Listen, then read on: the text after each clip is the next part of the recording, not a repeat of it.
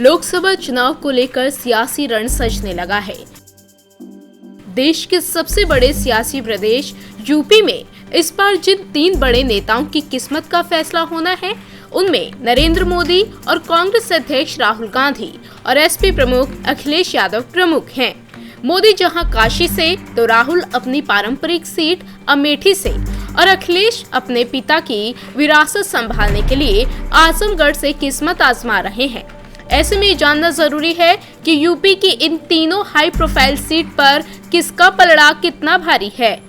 सबसे पहले बात वाराणसी लोकसभा सीट की, जहां से देश के पीएम नरेंद्र मोदी चुनावी मैदान में हैं। 2014 के चुनाव में मोदी ने यहां से विपक्षी दलों का सफाया कर दिया था।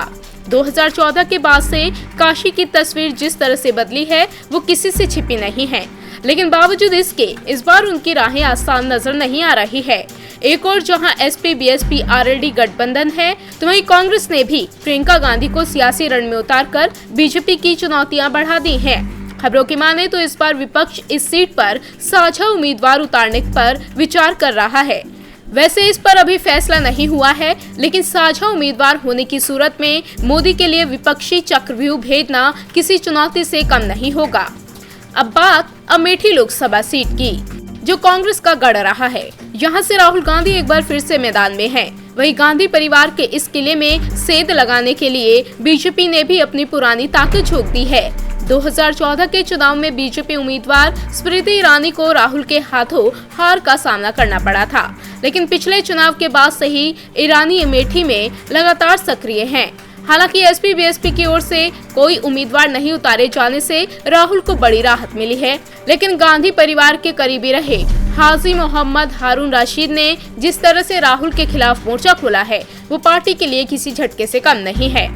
जहां तक आजमगढ़ लोकसभा सीट की बात है, तो इस सीट से इस बार एसपी प्रमुख अखिलेश यादव ताल ठोकते नजर आएंगे। पिछली बार इस सीट से खुद मुलायम सिंह यादव मैदान में थे। उन्हें इस सीट पर करीब 63,000 वोटों से जीत मिली थी, लेकिन इस बार मुलायम को मैनपुरी से टिकट दिया गया है। अखिलेश भले ही इस सीट पर जीत को लेकर आश्वस्त हों, लेकिन इस बार उनकी राहें आसान रहने वाली नहीं हैं। ऐसा इसलिए क्योंकि सूत्रों की माने तो इस बार बीजेपी की ओर से अमर सिंह चुनाव लड़ सकते हैं। इसके अलावा अखिलेश के चाचा शिवपाल की राहें भी एसपी से अलग हो चुकी है। अब इन दिनों सीटों पर किसका पलड़ा कितना भारी है, इसका पता तो चुनाव के बाद ही चलेगा। इंडिया न्यूज़ वायरल की रिपोर्ट।